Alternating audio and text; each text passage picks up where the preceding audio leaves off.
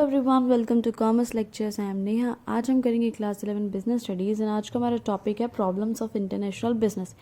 यानी जब हम इंटरनेशनल बिजनेस करते हैं, यानी एक देश दूसरे देश को सामान बेचता है या दूसरे देश से सामान खरीदता है, तो हमें क्या क्या प्रॉब्लम्स फेस करनी पड़ती हैं। सबसे पहला पॉइंट है हमारा लीगल प्रोसीजर्स।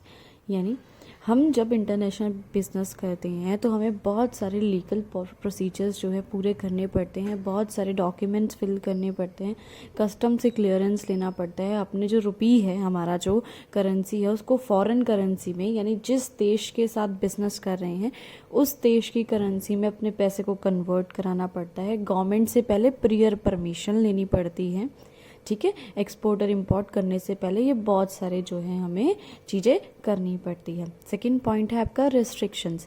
यानी अगर आप एक्सपोर्ट और इम्पोर्ट करते हैं कुछ भी, यानी किसी देश को कुछ बेचते हैं या किसी बाहर के देश से अपने देश में कुछ मंगवाते हैं, तो जो है बहुत सारी टाइप के रेस्ट्रिक्शंस होती है, बहुत सारे टाइप के लाइसेंस लेने पड़ते हैं।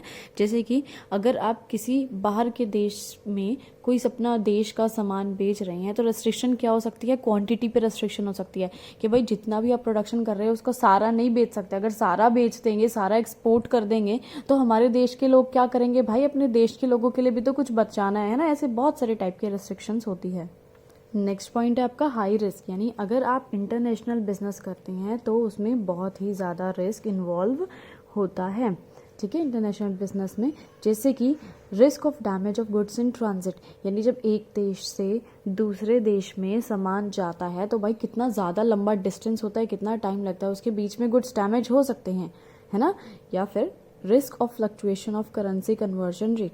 यानी जो करेंसी है, हम करेंसी को फॉरेन करेंसी में कन्वर्ट करते हैं ना, तो वो रेट भी फ्लक्चुएट होता है। जैसे कि डॉलर कभी 72 का हो जाता है, कभी 73 का हो जाता है, कभी 71 का हो जाता है ना। तो उस चीज़ को भी लेके रिस्क होता है। जैसे कि हमने कोई सामान खरीदा 75 रुपीज़ पे, मतलब डॉलर पे खरीदा, ठीक है, कि $1 समझ लो 75 रुपीज़ का था, लेकिन कुछ दिन में हमने देखा, 1-2 दिन में वो 72 रुपीज़ का हो गया, तो हमें कितना नुकसान हो गया। हम ये सोचेंगे अरे यार 2-3 दिन बाद ये बिजनेस की डील कर लेते तो हमें कितना फ़ायदा हो जाता है ना।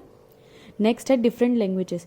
यानी हर एक कंट्री में अपनी एक लैंग्वेज बोली जाती है। सबको पता है हर एक कंट्री में हिंदी तो बोली नहीं जाती है, या हर एक कंट्री ऐसी नहीं है जहाँ इंग्लिश ही इंग्लिश बोली जाती हो, है ना। तो जो ट्रेडर्स हैं यानी बिजनेसमैन हैं, उनको कोई ऐसा बंदा बीच में अपॉइंट करना पड़ता है जो कि उस फॉरेन कंट्री की लैंग्वेज को रीड कर सके, समझ सके, ताकि उनकी प्राइस लिस्ट, उनके टर्म्स एंड कंडीशन आसानी से हम लोग समझ पाए। अब जैसे कि आप जो है 10 कंट्रीज़ के साथ बिजनेस कर रहे हो तो आपको 10 की 10 कंट्री की लैंग्वेज तो आती नहीं होगी, है ना। तो आपको बीच में ऐसे लोग अपॉइंट करने पड़ेंगे जो आपको ये सब जो है इन्फॉर्मेशन रीड करके दे और समझाएं। नेक्स्ट है अरेंजमेंट ऑफ फॉरेन करेंसी। अब भाई किसी दूसरे देश के साथ आप बिजनेस कर रहे हो तो आपको उनके देश की करेंसी भी चाहिए, है ना, पेमेंट करने के लिए, है ना। तो ये एक लेंदी प्रोसेस है, ऐसा नहीं है। अब जैसे कि आपने अपने किसी फ्रेंड के साथ या कहीं पे बिजनेस कर लिया इंडिया में, अपने बैंक से पैसे निकलवाए, पॉकेट में हाथ डाला, आराम से रुपए निकाले और उसको दे दिए।